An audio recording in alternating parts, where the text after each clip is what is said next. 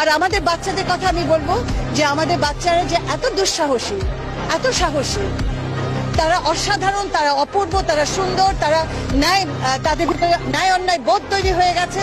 আমরা ভাবতাম যে এরা কিছু বুঝে না, এরা দেশকে ভালোবাসে, ওদের বন্ধুদেরকে ভালোবাসে।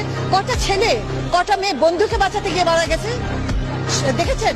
তাহলে এরা তো আমাদের সোনার রত্ন, এদের হাতে আমরা দেশ ছেড়ে যাব, এরা এই দেশটাকে ঠিক পথে নিয়ে যাবে।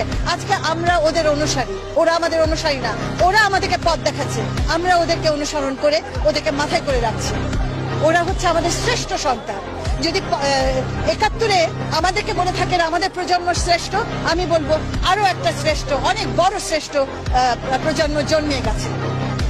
এটা হচ্ছে সেই প্রজন্ম।